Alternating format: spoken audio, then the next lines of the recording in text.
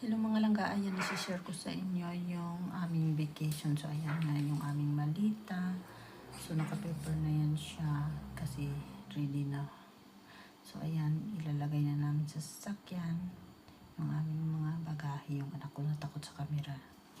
So ayan siya guys, lahat ng gamit namin. So ayan na nga, nagda-drive na yung aking asawa para sa lakad namin sa pupuntahan namin.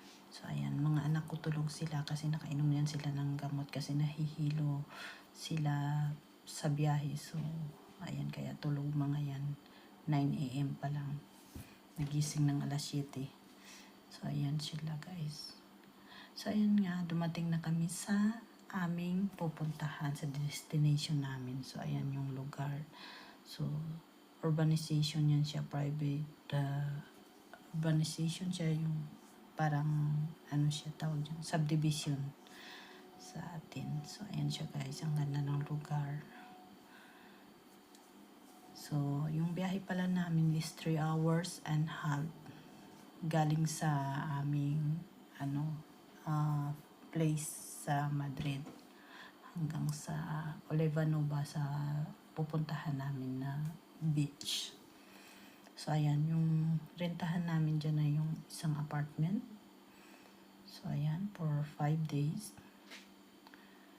So ayan yung mga ano dyan, yung mga bahay. Maganda talaga siya, yung lugar tahimik. So ayan siya. Yung pangalan ng subdivision na puntahan namin ay yung Las Dunas. So ayan, nung last year nandyan na sila, hindi ako nakasama kasi may work ako. Bumalik kami dito kasi nga maganda yung lugar. So ayan siya guys. Ayan nga yung reception, mag-check-in na kami. So yung place na ito ay meron siyang activity para sa mga bata araw-araw. Tapos mayroon siyang gym. May 3 swimming pool siya sa buong area. So ayan. So ayan na, nandyan na kami sa apartment na anuhin namin, na nirentahan namin. So ayan siya, yung room ng mga bata, 2 bed na single bed. So ayan siya guys. Tapos ayan yung tanawin sa labas, yung pool sa harap ng aming apartment. So ayun yung dagat, makikita rin siya dyan. 5 minutes to walk from apartment na istihan nga namin. So tapos ayan yung kitchen. So ayan, meron siyang mga gamit sa pag luto, may microwave, may oven. So ayan yung aming magiging room na mag-asawa. So ayan, may connect siya na door sa terrace, mayroon ding sa living room. So ayan nga yung labas. Sobrang init kasi magpa 5 na yan nung pumunta kami kasi nag-lunch nga kami doon sa restaurant ng hotel bago kami umakyat dyan. So ayan na siya. So ito na yung beach na malapit dyan sa apartment na nistihan namin. So ayan. So ang aking anak na sobrang excited sa beach. So ayan. Lumampot ka agad ng buhangin. So ayan na nga. Ayan, nagtanggal na siya ng kanyang sandalyas. Excited na siyang lumusong sa tubig.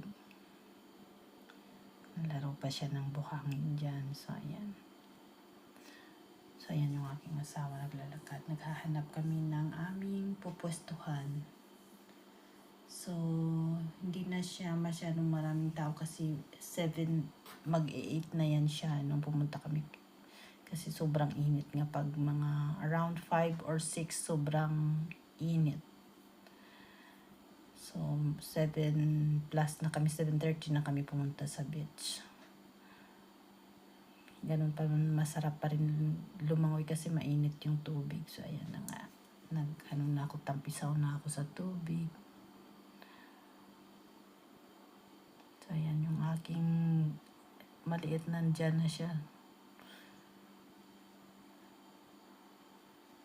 So ayan, naglalaro na siya ng tubig. tinatawag ko siya tanggalin niya yung kanyang damit kasi nga mababasa. So, ayan, tinanggal ko na nga siya. So, ayan na siya, tumakbo na. Excited.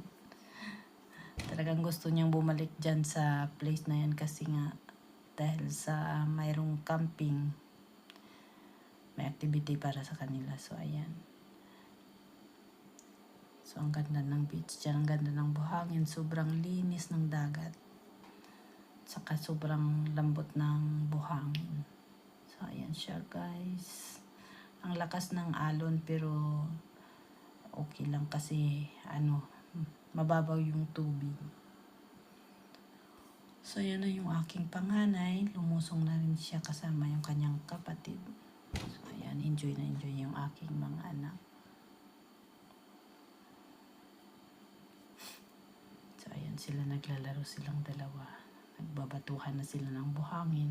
Enjoy na enjoy yung dalawa.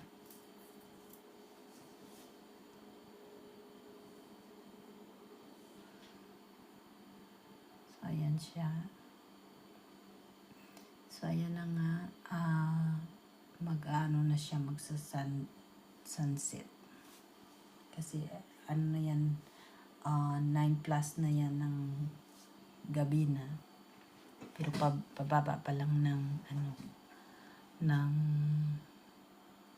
sunset kasi sa Europe pag summer talagang late na yung sunset.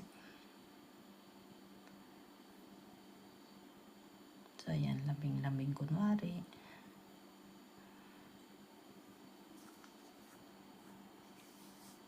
So ayan yung sunset.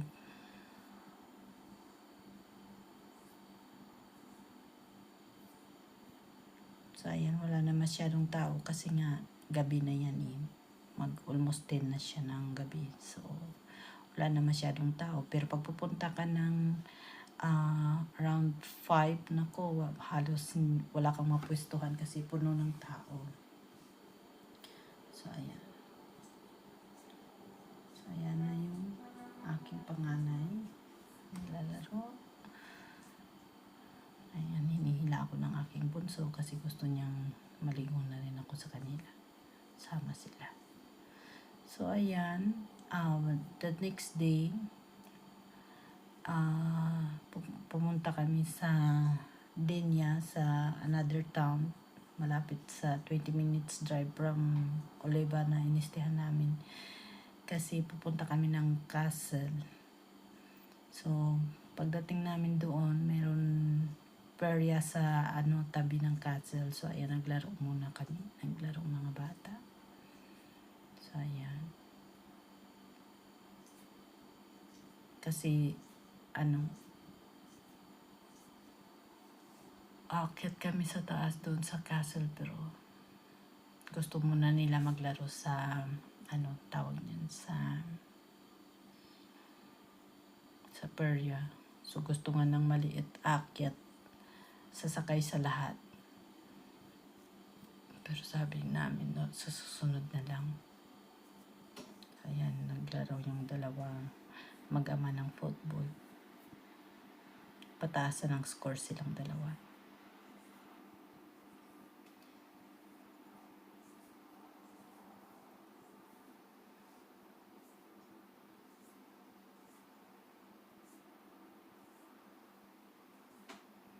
So, ayan yung castles ng Denia, guys.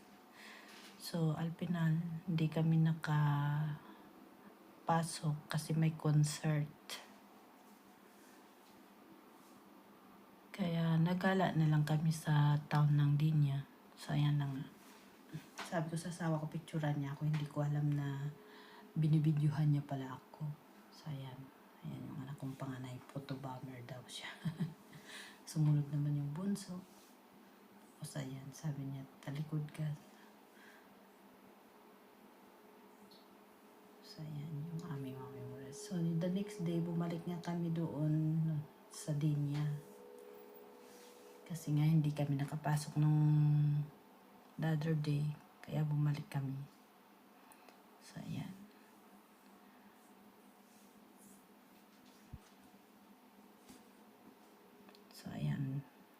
tapos ang lola. So, ito na nga yung castle ng Dinya. Sobrang ganda niya, guys. So, ayan.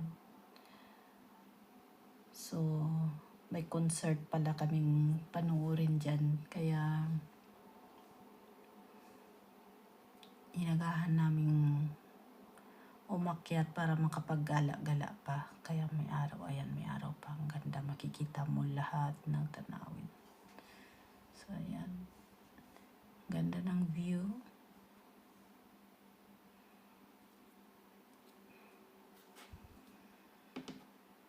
Sobrang taas, ayan. Makikita mo yung port ng Dinya dyan. So, around mga 9, magti-10 na yung oras niyan, pero ayun nga, maliwanag pa rin. Di pa totally nagdilim.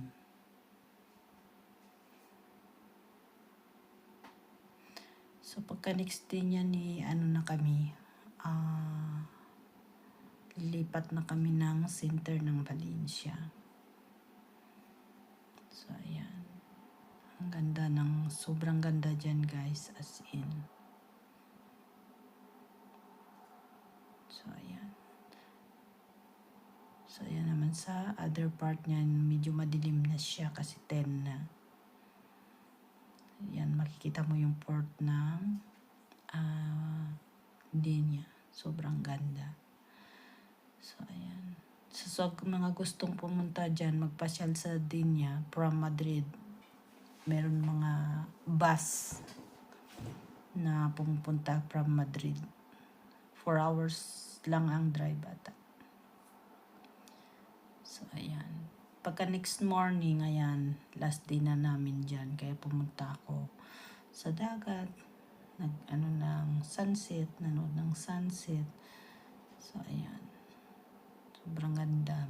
Medyo makulimlim siya kasi natatakpan ng ulap yung araw konti. Pero mga around 9 na siya, maliwanag na. So ayan, bumalik na nga ako sa apartment niyan. Ayan, niligpit ko ang lahat. Tinanggal ko na yung sabanas. Ayan, ligpit na yan lahat. So tinanggal ko yung sabanas lahat ng kwarto.